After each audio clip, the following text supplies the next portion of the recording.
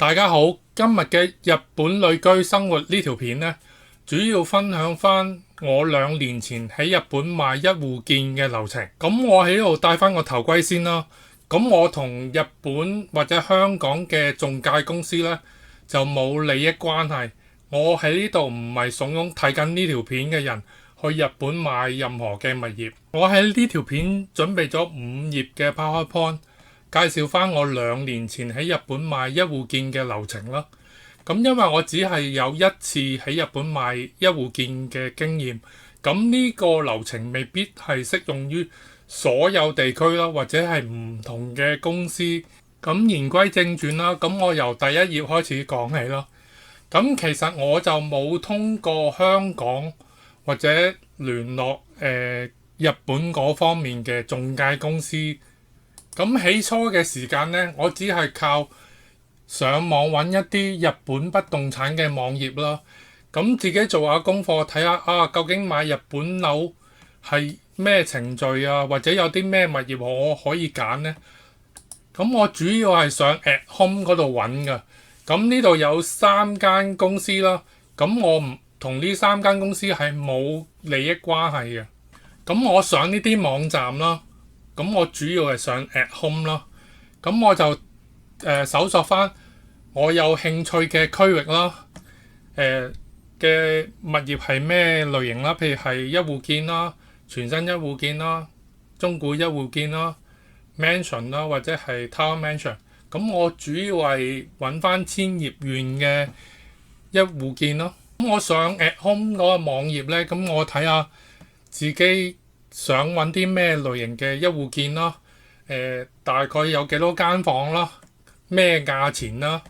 近唔近車站啦？附近有啲乜嘢啦？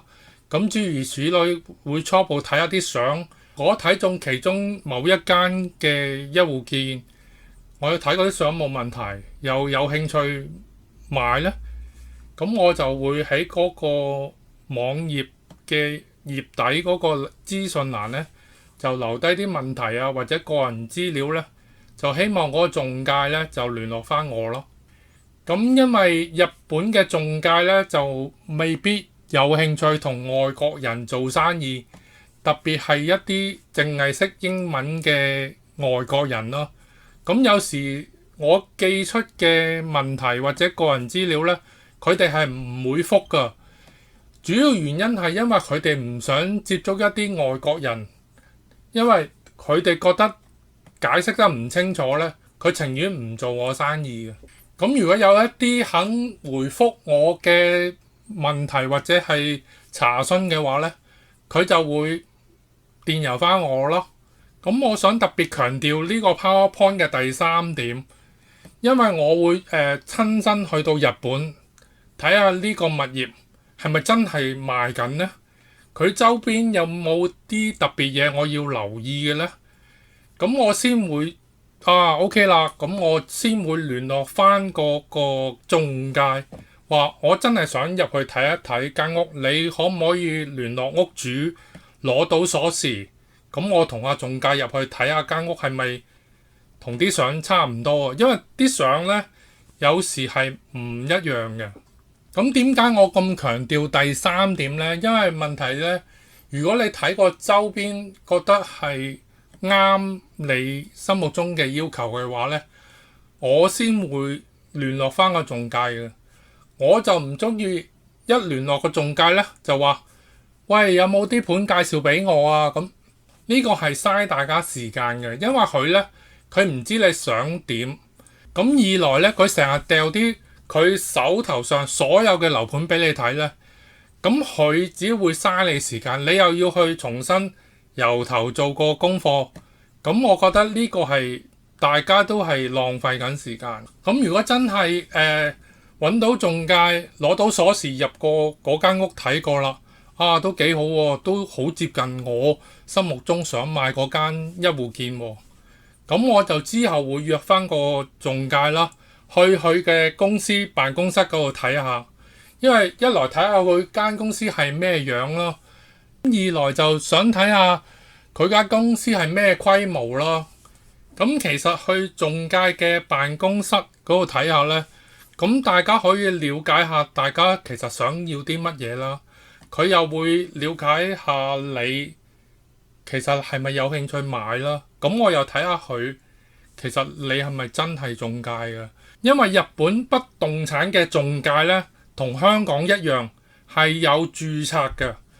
你係有權要求佢出示相關嘅證明文件，證明佢係一個合資格嘅日本不動產中介。因為如果去到中介嘅辦公室，咁大家可以同一時間上網睇下邊個物業可能佢會介紹俾我睇呢。咁佢有電腦喺度，咁就方便到大家喺度同一時間去搜索下有冇其他類似嘅物業咯。咁去佢間公司嗰度傾呢，其實有另外一個好處嘅。佢通常都會安排嗰一日呢，就車我周圍去睇下其他嘅屋。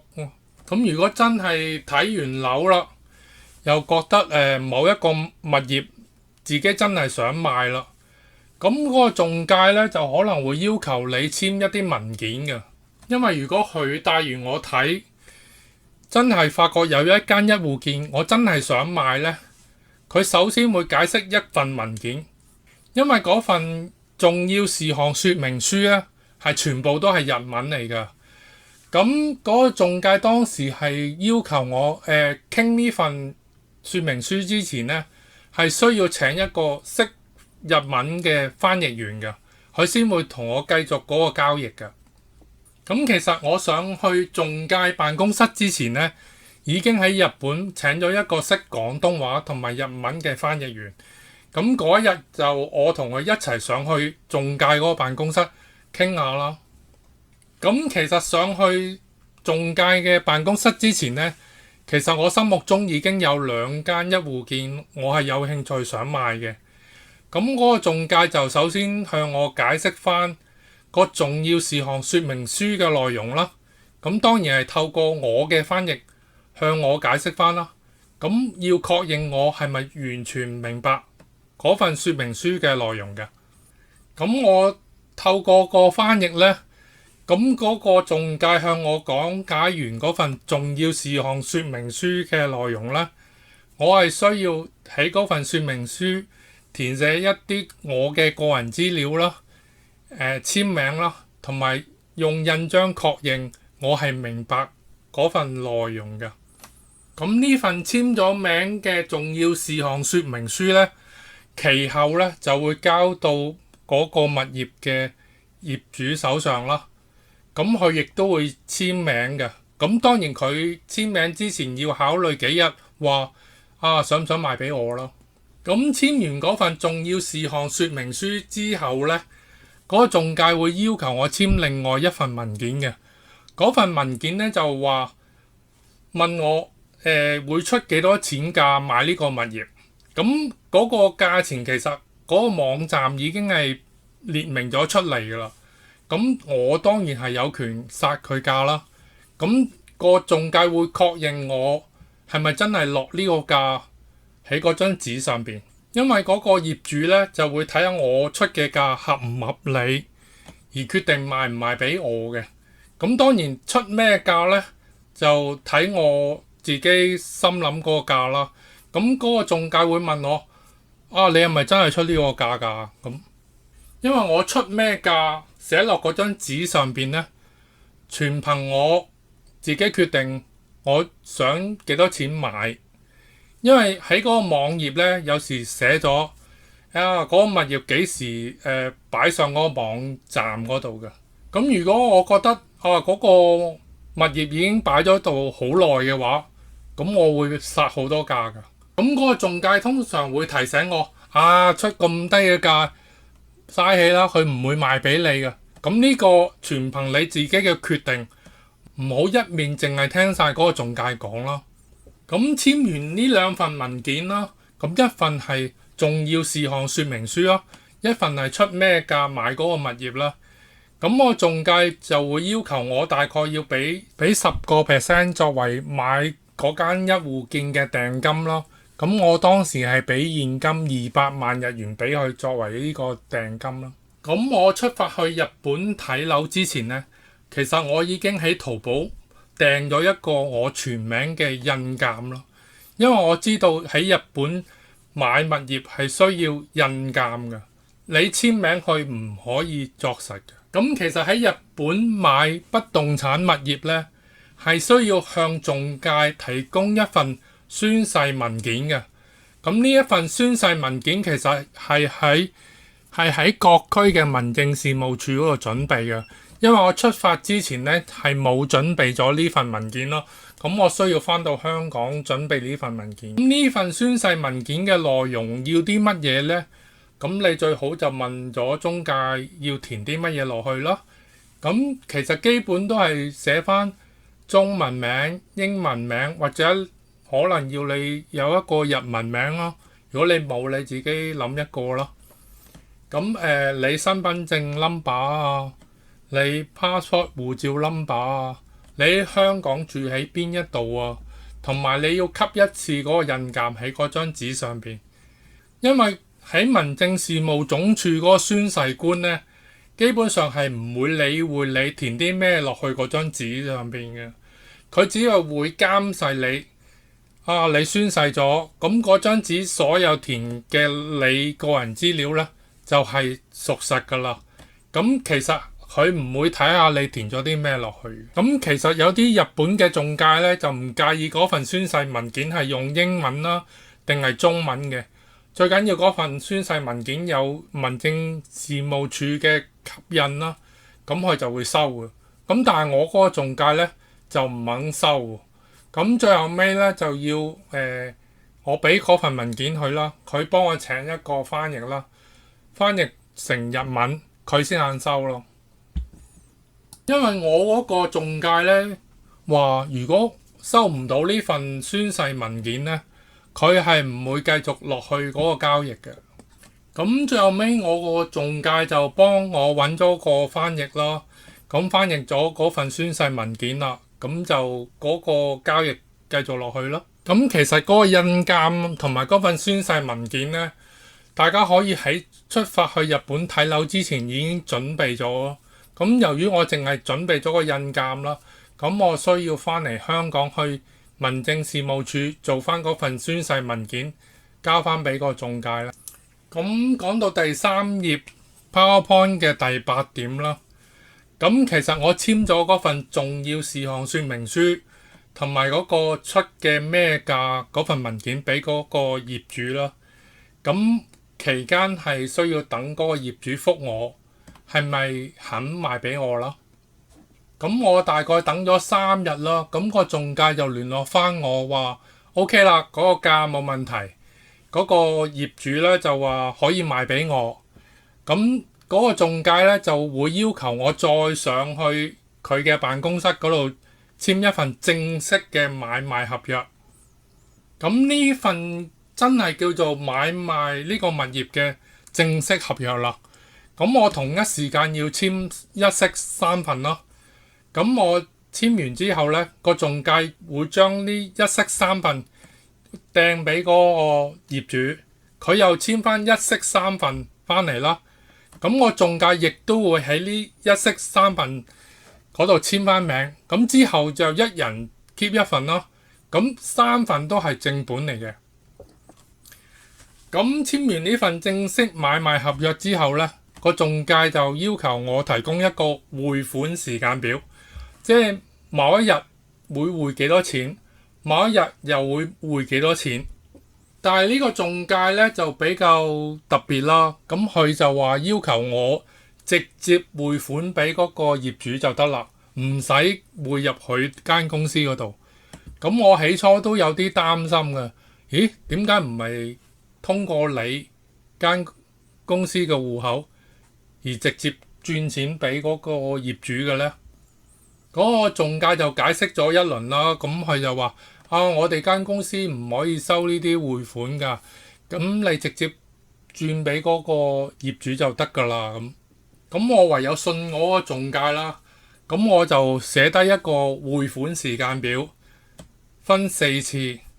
第一次會匯幾多俾嗰個業主啦，第二次如此類推啦。咁我第一次當然會匯得好少啦，咁其實我第一次匯款俾嗰個業主呢，其實只係匯5萬日圓嘅咋，因為我想試下佢收唔收到啊嘛。咁我亦都可以通過個中介問翻個業主，喂，嗰5萬日圓你收唔收到啊？咁先再諗下第二次係點樣匯啊嘛。因為我都係用香港匯豐匯啲日元俾嗰個業主嘅啫嘛。咁我第一次匯完嗰5萬日圓之後呢，咁我有記錄噶嘛。咁我下一次只係改嗰個金額，撳翻同一個掣嘅啫嘛。咁我第一次匯完嗰5萬日圓俾個業主之後呢，咁我又聯絡翻嗰個中介啦。咁我問下佢，哇，你可唔可以幫我問下個業主收到嗰5萬日圓未啊？咁我中介隔咗一日覆翻我話，個業主收到嗰5萬日圓啊。咁我過多幾日咪第二次匯款俾佢咯。咁如此類推啦。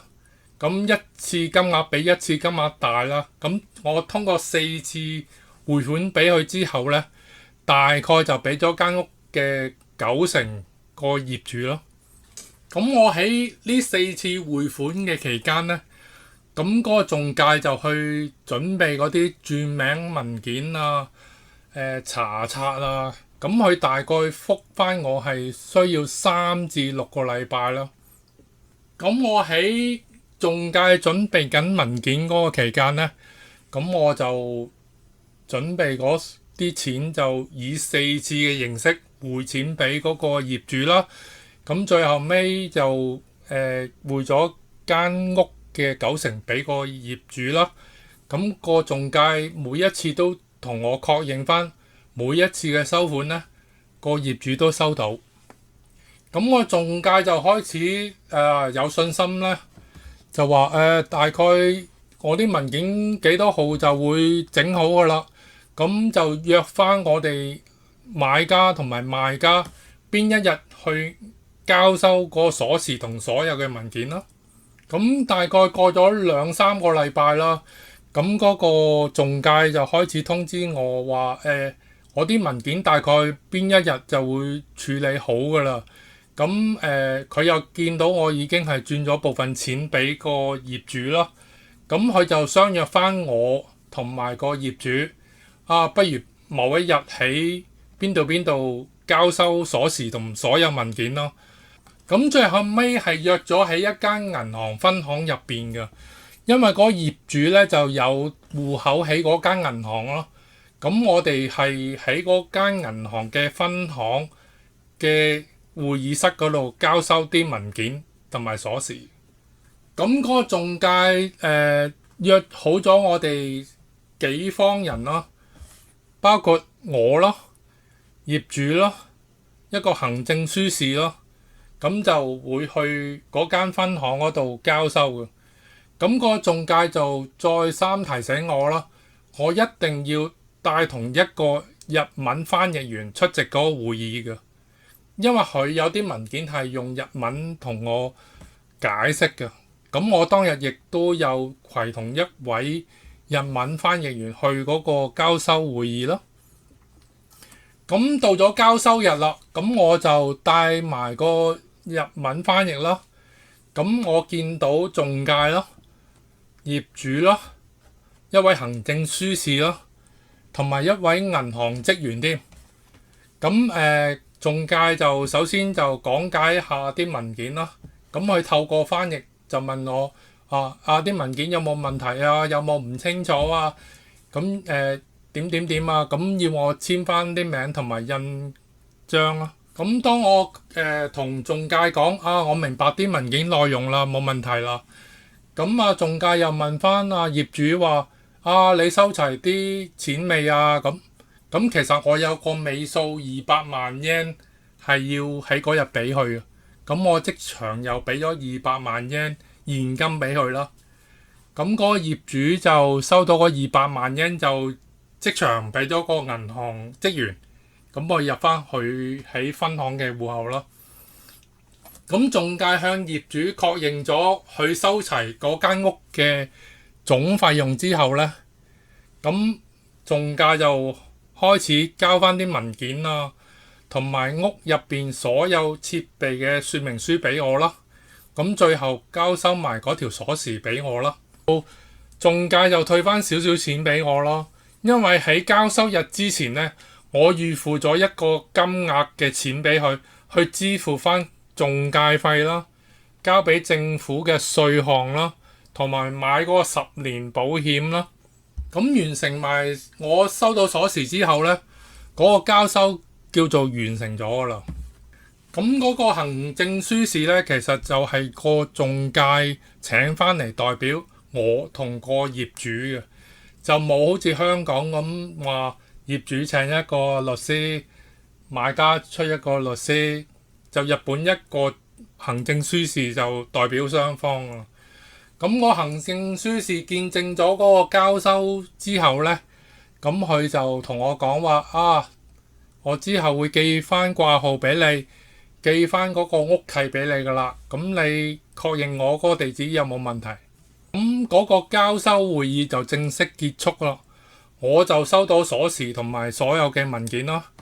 個業主就收到佢所有我俾佢嘅金錢啦。咁就完咗啦。咁其後我大概3個星期到就收到一個掛號信啦。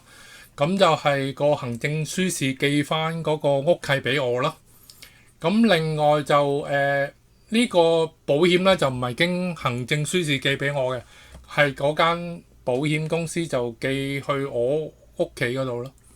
咁今日呢條片講關於我自己親身經驗喺日本買一戶建嘅流程咧，就講到呢一度。咁多謝大家收看呢條片啦。如果中意我呢啲片嘅話，麻煩俾個 like 啦，或者係訂閱我嘅頻道。多謝大家收看，拜拜。